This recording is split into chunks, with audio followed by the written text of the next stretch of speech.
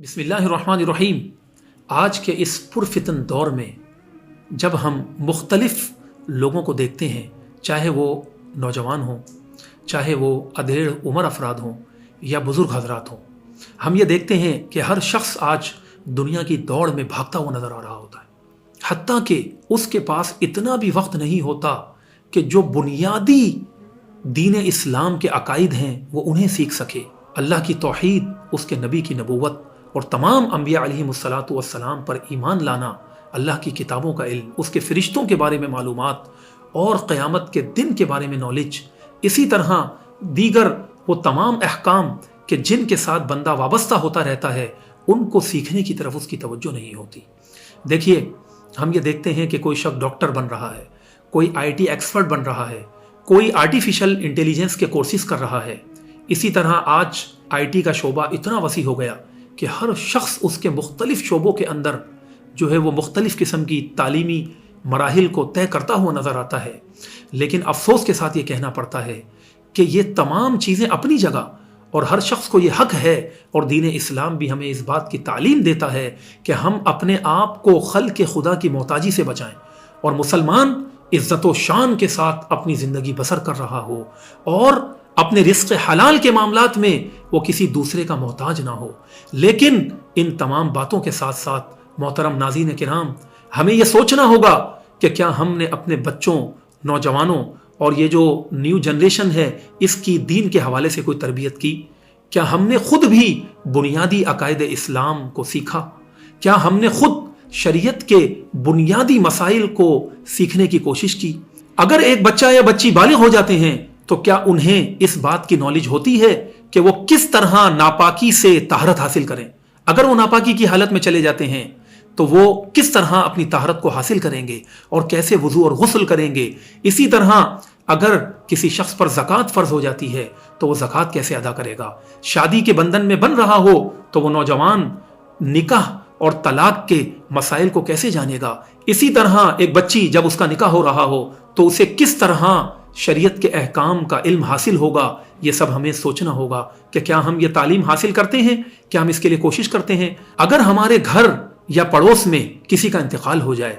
تو کیا ہم اس مردے کو غسل دینا جانتے ہیں؟ کیا ہمیں اتنے احکام آتے ہیں کہ اگر اس کی نماز جنازہ پڑھنی پڑے تو ہم پڑھ سکیں؟ یہ کسی مولوی ہی کا کام نہیں ہے۔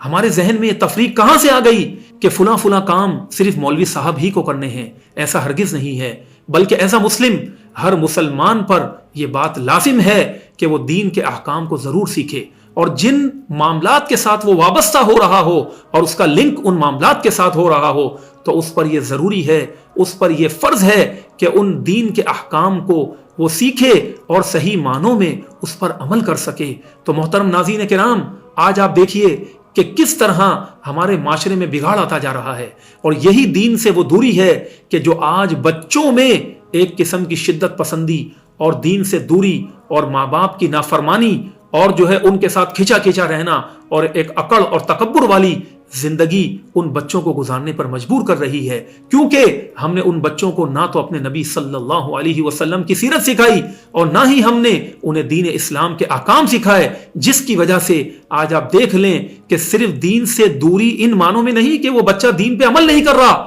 بلکہ آج ہم دیکھتے ہیں خاص طور پر ان ممالک میں کہ جو اسلامک کنٹریز نہیں ہیں اس روئے زمین میں، جہاں کہیں بھی مسلمان آباد ہیں، چاہے وہ امریکہ میں ہو، چاہے وہ انگلینڈ میں ہو، چاہے وہ یورپ کے کسی بھی خطے میں ہو، آپ یہ دیکھیں کہ بچوں کی یہ حالت ہو گئی کہ آج وہ دین اسلام کی طرف مائل ہونا بھی پسند نہیں کر رہے ہوتے۔ خاص طور پر یہ شکایت ان ممالک سے آتی ہے کہ جہاں پر دین اسلام کی تعلیمات نہیں ہیں، اور وہ لوگ کہ جو آج روئے زمین کے مختلف خطوں میں رہ رہے ہوتے ہیں، بالخصوص وطن عزیز ملک پاکستان یا کسی بھی اسلامی ملک سے باہر، تو ہم دیکھتے ہیں کہ والدین یہ کہتے ہوئے نظر آ رہے ہوتے ہیں کہ ہم تو مسلمان ہیں، لیکن افسوس کہ آج ہمارے بچے یا تو وہ انکار ہی کر دیتے ہیں معاذ اللہ کہ ہم مسلمان ہی نہیں، یا کوئی کرسچن ہو جاتا ہے، کوئی سکھ ہو جاتا ہے، کوئی ہندو ہو جاتا ہے، کوئی یہودی ہو جاتا ہے، یا وہ کہتا ہے کہ میں کسی بھی دین پر نہیں ہوں اور وہ ایتھیسٹ ہو جاتا ہے، معاذ اللہ وہ الحاد کو اختیار کر لیتا ہے۔ اور یہ ساری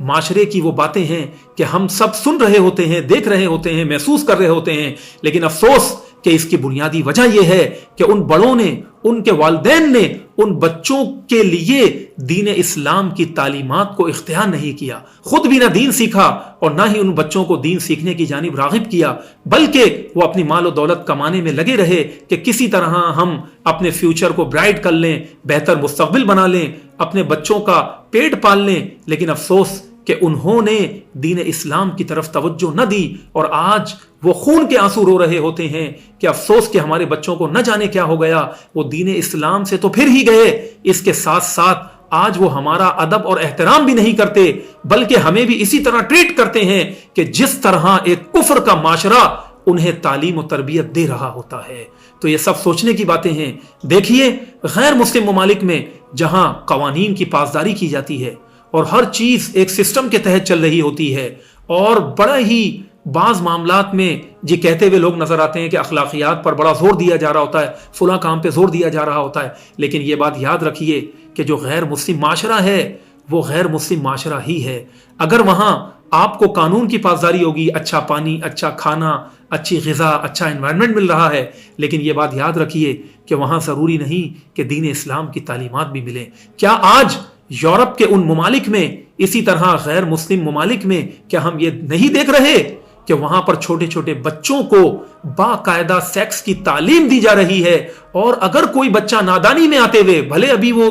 جو ہے اس قابل بھی نہیں ہوا، اس کو صحیح غلط کی تمیز بھی نہیں ہے، تو نکاح کے بجائے انہیں اس بات کی جب تعلیم دی جاتی ہے، اسکولز میں، کالجز میں سب ماحول ایسا بنا ہوتا ہے، تو معاذ اللہ ثم معاذ اللہ وہ اپنی نوجوانی کو جو ہے اپنی کم عمری ہی میں برباد کر دیتے ہیں اور عیاشیوں میں پڑ چکے ہوتے ہیں، اور بچے اور بچیاں بے حیائی کے کاموں سے محفوظ بھی نہیں ہوتے، بلکہ اب تو ایسے قوانین بنتے جا رہے ہیں کہ جو والدین یا جو بڑے یا جو اسکولز اور کالجز اور تعلیمی ادارے ان بچوں کو اس قسم کی تعلیم نہیں دیں گے تو بسا اوقات بعض ملکوں میں ان سے ان بچوں کو چھین لیا جاتا ہے، اور اس چیز کو مسلط کیا جا رہا ہے کہ کسی طرح بھی معاشرے میں بے حیائی پھیلے۔ تو یاد رکھیے کہ اگر ہم نے اپنے بچوں کو